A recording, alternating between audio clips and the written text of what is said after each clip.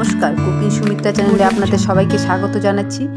আজ আমি এমন একটি রেসিপি নিয়ে চলে এসেছি, সন্ধ্যায় চায়ের সাথে রেসিপিটি একদম জমে যাবে। এখানে আমি একটি পাত্রে 1 বাটি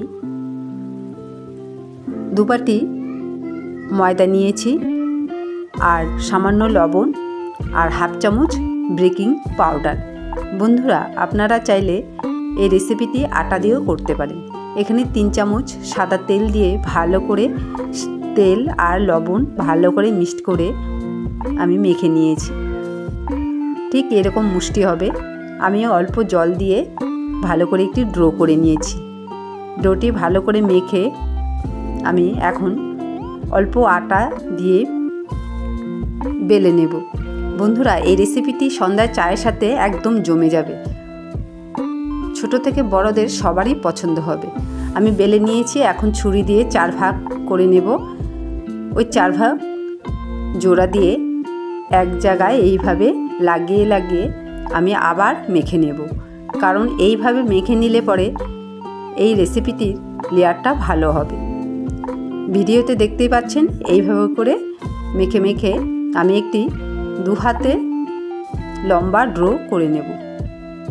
এইভাবে লম্বা করে আমি ছুরি দিয়ে কেটে নেব। বন্ধুরা, বাড়িতে একদিন এই রেসিপিটি করে সবাইকে চায়ের সাথে দেবেন, একদম থালা ফাঁকা হয়ে যাবে। দেখুন, এইভাবে আমি লম্বা লম্বা করে শেপ দিয়ে আমি ছুরি দিয়ে চারিপাশে ফাটিয়ে ফাটিয়ে দেব।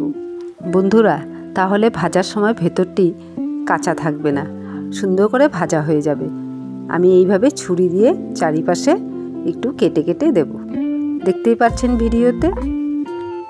বন্ধুরা, এই রেসিপিটি কিন্তু চায়ের সাথে খুব জমে যায়, আর একদিন বাড়িতে তৈরি করে অনেক দিন ঘরে রেখে খেতে পারবেন। আমি এখানে কড়াইতে সাদা তেল দিয়েছি, দিয়ে কয়েকটি করে ভেজে নেব। বন্ধুরা, আশা করছি এই রেসিপিটি দেখে আপনাদের খুবই ভালো লাগবে।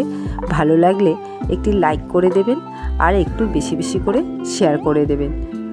নতুন বন্ধু হলে আমার চ্যানেলটিকে অবশ্যই সাবস্ক্রাইব করবেন। সাবস্ক্রাইব করে আমার পাশে থাকবেন, আমায় সাপোর্ট করবেন।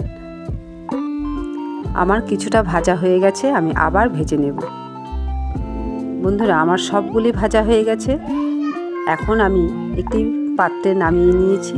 এখানে সামান্য বিট নুন 1 চামচের মতন, গুঁড়ো চিনি 1 প্যাকেট, ম্যাগি মশলা 1 চামচের মতো, লঙ্কার গুঁড়ো দিয়েছি, ঝালটা আপনারা কম বেশি করে নেবেন, আর সামান্য গোলমরিচের গুঁড়ো দিয়ে ভালো করে আমি ঝাঁকিয়ে নেব। 1 চামচের মতো লেবুর রসও দিয়ে দিয়েছি। একটু টকটক ভাব থাকলে রেসিপিটি খেতে দুর্দান্ত হবে।